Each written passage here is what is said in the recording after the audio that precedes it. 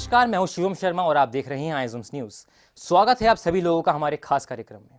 उत्तर प्रदेश के निकाय चुनावों को लोकसभा चुनाव के सेमीफाइनल के तौर पर भी देखा जा सकता है। तमाम राजनीतिक पार्टियां अपनी अपनी रणनीति बनाने में लगी हुई हैं। 2 चरणों में हुए निकाय चुनावों में लोगों ने बढ़ चढ़ कर हिस्सा लिया। पिछली बार जहां ज्यादातर सीटों पर भारतीय जनता पार्टी का कब्जा था, महापौर की 16 सीटों में से 14 पर भाजपा ने अपना परचम लहराया और बाकी बची 2 सीटों पर बहुजन समाज पार्टी ने जीत दर्ज की। पर इस बार 17 महापौर, 199 नगर पालिका और अन्य नगर पार्षदों का चुनाव काफी दिलचस्प है, क्योंकि सभी पार्टियां अपनी अपनी जीत के दावे ठोक रही हैं।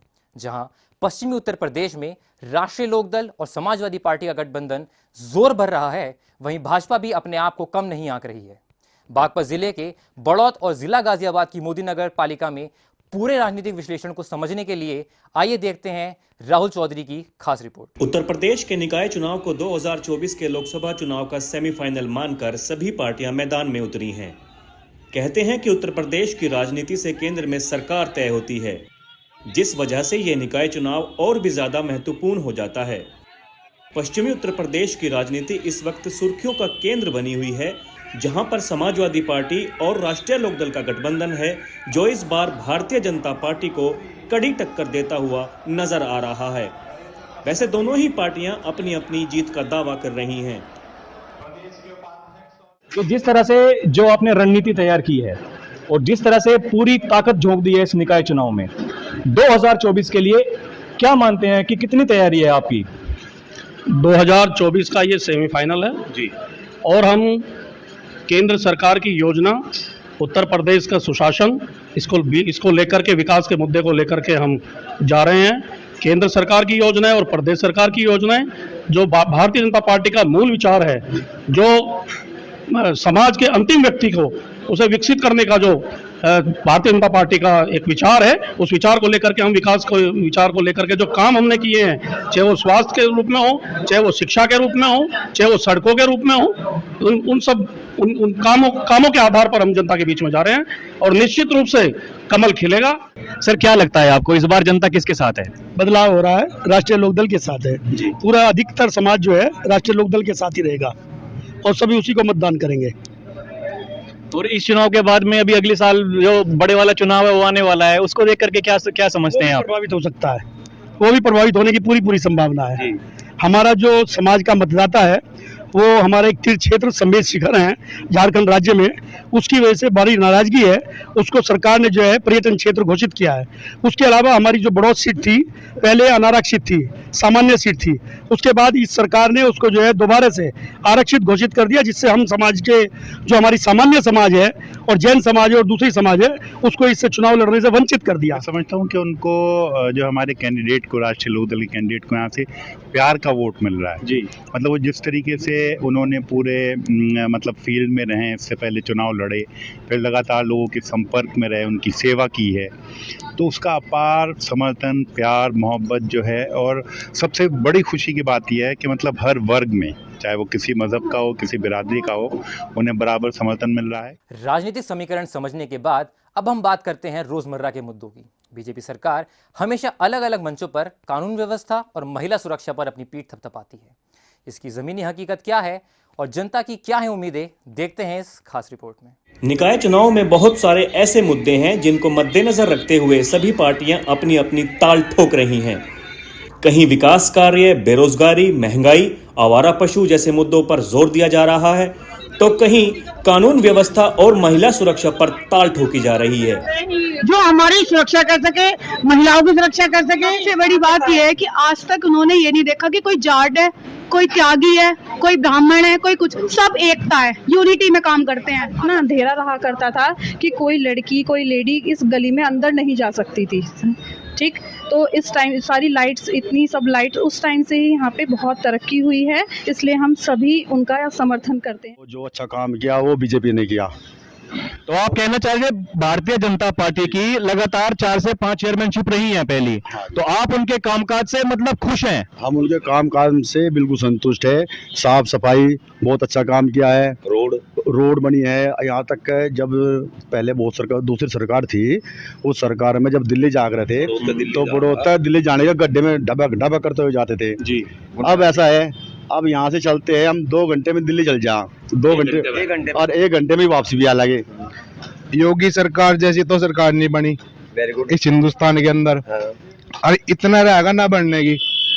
ठीक भाई, चोरी खत्म और डकैती खत्म, बेरोजगारी है, महंगाई है, गरीबी है, और सबसे बड़ी बात यह है कि गंदगी है। जल निकासी की कोई समस्या का निदान नहीं हुआ इतने वर्षों से। शहरों में सीवर सिस्टम आज भी फेल है। सारी व्यवस्थाएं हैं। आवारा जानवर हम सबको किसी न किसी रूप में, अभी एक हमारे यहाँ बड़ौद में व्यापारी की हत्या हो, टक्कर मारी, उसकी मौत हो गई। मैंने मुख्यमंत्री जी से सहायता के लिए भी लिखा है। तो यहाँ तो सभी वर्ग एक मत हैं, एकजुट हैं और बदलाव चाहते हैं। बड़ौत और मोदीनगर नगरपालिका दोनों पर ही पिछली कई योजनाओं से भाजपा काबिज है। कुछ लोग सरकार के कामकाज से बहुत खुश नजर आए, जबकि कुछ बदलाव की मांग कर रहे हैं। कुल मिलाकर जनता की मिलीजुली राय नजर आती है। मैं योगी जी तक एक जो है पत्र भेजना चाहता हूँ। मेरा उद्देश्य ये है कि बीजेपी में योगी जी ने, मोदी जी ने बहुत बढ़िया काम किए हैं, लेकिन जो इन्होंने विधायक, सांसद या चेयरमैन जितने भी अब तक आए हैं, कोई भी लायकवर नहीं आया। तो आगे ये कार्य करने के लिए इनको अपने संशोधन में चेंजिंग करनी होगी। सड़क का है, नालियों का है, क्योंकि ये चीज़ ऐसी की ऐसी पड़ी हुई है। कई साल से हम देख रहे हैं कि नाली भी हमारी ऐसी है, खड़ंजे भी सब ऐसे पड़े हुए हैं। जहाँ तक चेयरमैनी का सवाल है, चेयरमैनी में तो ज़्यादातर लोग बीजेपी के साथ हैं, लेकिन निकाय चुनाव में बीजेपी के साथ नहीं है। इसमें वार्ड मेंबरी में कानून व्यवस्था और पार्टियों से तो ठीक है। तो और पहले पार्टी रही, मायावती सरकार रही, मुलायम सिंह की रही, अखिलेश जी की रही, उस हिसाब से गुंडागर्दी तो कम है। वहाँ तो जब पहले कबीले हुए करते थे, ऐसे कबीले बना दिए इन्होंने, बुरादीवाद को अलग अलग कर। कानून व्यवस्था तो पहली पार्टियों से की अच्छी है। देखो, सुरक्षा व्यवस्था अच्छी है, पहले से बहुत अच्छी है, लेकिन इसमें भी जो बिल्लू सभासद जी ने कही है, सुधार की आवश्यकता है। केवल इस बात की कि हमारे में आपस में एक सद्भाव और प्यार बढ़े। तो देखा आप लोगों ने कौन कौन से वो मुद्दे हैं जो इस बार के चुनावी नतीजों पर असर डालेंगे। अब हम देखते हैं पिछले चुनाव में जीते प्रत्याशियों और उनकी पार्टियों के रिपोर्ट कार्ड इस खास रिपोर्ट में। यहाँ सबसे ज़्यादा जल भराव, जल निकासी का कोई वो नहीं, प्रबंध नहीं है। ना कोई, कितनी सरकार है, उन्होंने किसी ने नहीं प्रबंध किया। इस शहर में थोड़ी सी 4 बूंद पड़ जाओ जी, कीचड़ कीचड़ हो जा। दूसरा, नाले हटे हुए हैं, अतिक्रमण हो रहा है। तो बीजेपी वाले तो कह रहे हैं कि हमने नए चेहरे को टिकट दिया है अब की बार, और बीजेपी भाई भतीजावाद नहीं करती है, हम युवाओं को मौका दे रहे हैं, इस वजह से हमारी जीत पक्की है। नहीं, बीजेपी का तो पहले भी चेहरा नया था, अब की बार भी चेहरा नया है। हमारा चेहरा तो पुराना है और सही काम करने की उससे उम्मीद है। अब देख लो आप, कितना कूड़ा जो है, अब सड़क पर आप आए होंगे, कहाँ कोई निस्तारण कूड़े का है नहीं यहाँ। तो मतलब आपका कहना है कि जो ये बातें कही जा रही हैं सब खोखली हैं? नहीं, ज्यादातर खोखली हैं। कहीं ना कहीं काम भी हुआ है। कुछ तो काम हुआ ही है, उसको नहीं जैसे कि सकता, लेकिन नहीं, अब ये सड़क तो कोई, ये थोड़ा ही है कि भाई नगर पालिका ने बना दी, ये सड़क तो राष्ट्रीय स्कीम थी, उसके अंदर बन गई। इसमें भी कहीं कहीं हम ही मान रहे, अभी तो यह हैंड ओवर भी नहीं हुई होगी, जगह जगह टूटी पड़ी है। हाँ, तो आपका कहना यह है कि काम तो हुआ है, लेकिन वो जो काम हुआ है वो या तो आप मान के चलिए जो विधायिका वाला चुनाव होता है ना, वहां पे काम किया है। 2024 में संसद के इलेक्शन आ रहे हैं, सांसद बनेंगे ये इधर से ही बागपत से, तो मतलब वो कमी किस जगह पे रह रही है? विधायक हुआ या MP हुआ, ये तो बीजेपी के कार्यक्रमों में भागे फिरे, विकास की तरफ को इनका कोई, हम तो ध्यान मानते नहीं, कोई ध्यान है इनका। उसके बावजूद भी जीत जा रहे हैं हर बार। वो बस जीत क्या जा रहे हैं, तो लोग ऐसे हैं कुछ भाई, हमारे एक किस्म से हमारी कम्युनिटी के विरोध में होके उसको कोऑपरेट कर रहे थे, अब तक वो भी जाएंगे, उसमें से भी बहुत लोग इधर वोट देंगे। कौन से ऐसे मुद्दे हैं जो आपको इस बार लगता है कि जनता उन मुद्दों को लेकर इलेक्शन में इसमें राष्ट्रीय लोकदल को जिताने वाली है?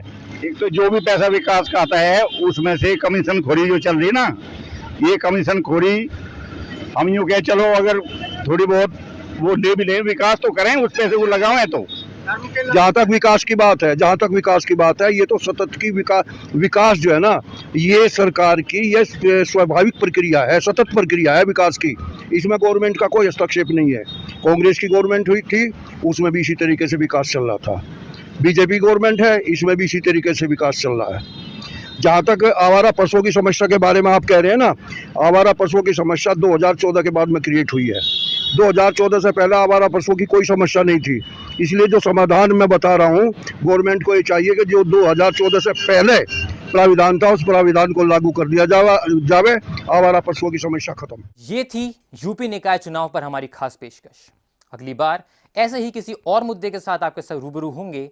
तब तक के लिए नमस्कार।